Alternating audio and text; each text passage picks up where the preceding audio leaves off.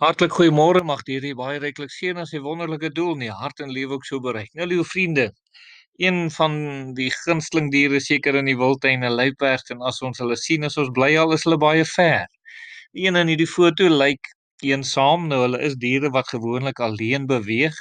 Die mannetjie en die wyfie, hulle is nie diere wat baie sosiaal is nie. En eintlik het hulle maar redelike eensame lewe as ons dit so mag beskou ook. En miskien is u dalk ook voel u ook vandag soos hierdie luiperd, u voel ook dalk bietjie eensaam en u weet nie altyd wat om te doen en hoe om op te tree nie. En u weet nie watter rigting aan om te gaan nie. Dis tog die idee wat hierdie foto gee. Wel, ons het wonderlike nuus vir u. Daar is hoop en die hoop is in niemand anders as die Here Jesus. Die Here is sekerlik die een wat die antwoord het, liewe vriende, vir elke saak in u lewe. Daarom kan u met alles na die Here Jesus toe kom. U hoef nie u las enigstens alleen te dra of u bekommernis alleen te dra nie. U moet dit net na die hemel toe bring.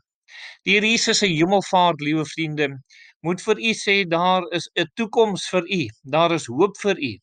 Die Here sê in Johannes 14 vers 2, in die huis van my Vader is daar baie wonings. As dit nie so was nie, sou ek dit vir julle gesê het. Ek gaan om vir julle plek te berei.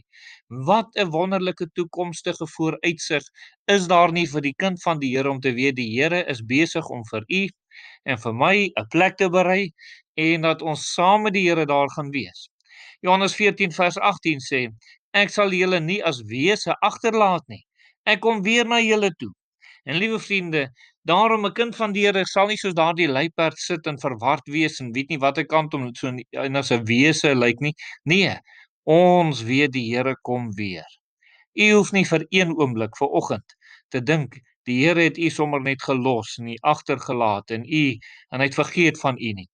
Die duiwel lieg vir u as u so dink. As volgende saak is, liewe vriende, die Here Jesus se voorbidding. U weet, het u bekommernis? Is daar dinge wat u pla? Wel, in Hebreërs 7 vers 25 staan daar, daarom kan u ook volkome red die wat deur hom tot God gaan, omdat hy altyd leef om vir hulle in te tree. Wat se omstandighede het, wat se nood het, wat se versoeking moet die Here u uitred, waarmee u dalk 'n stryd het in hierdie dag, liewe vriende. Die Here kan dit vir u doen. Waarom? Want hy leef altyd om vir u in te tree. Die Here sal altyd vir u bid. Niks gaan by die Here verby nie. Johannes 16 vers 23 sê, en in daardie dag sal julle my niks vra nie, voorwaar ek sê vir julle, alles wat julle die Vader sal vra in my naam, sal hy julle gee. En dan in Johannes 16 vers 24 staan daar, tot nou toe het julle niks in my naam gevra nie, bid en julle sal ontvang, sodat julle blydskap volkome kan wees. Nou, liewe vriende, terwyl u weet die Here Jesus bid vir u, nooi die Here u ook dat u begeertes aan hom bekend moet maak. Al weet die Here daarvan en hy bid vir u, wil hy u ook opwek om te bid en u afhanklikheid aan die Here te verklaar en die vertroue in hom te plaas. Die Here Jesus kom weer, liewe vriende. Dit beteken dat daar 'n blye beloning is vir u as kind van die Here. 1 Johannes 3 vers 2 sê, geliefdes, nou is ons kinders van God. En is nog nie geopenbaar wat ons sal wees nie, maar ons weet dat as hy verskyn, ons aan hom gelyk sal wees, omdat ons hom sal sien soos hy is. Is dit nie wonderlik nie, liewe vriende? Ons weet nie wat die heerlikheid wat die Here aan ons gee nie. Ons kan dit nie nou begryp en verstaan nie, maar dit gaan wonderlik wees. Waarom?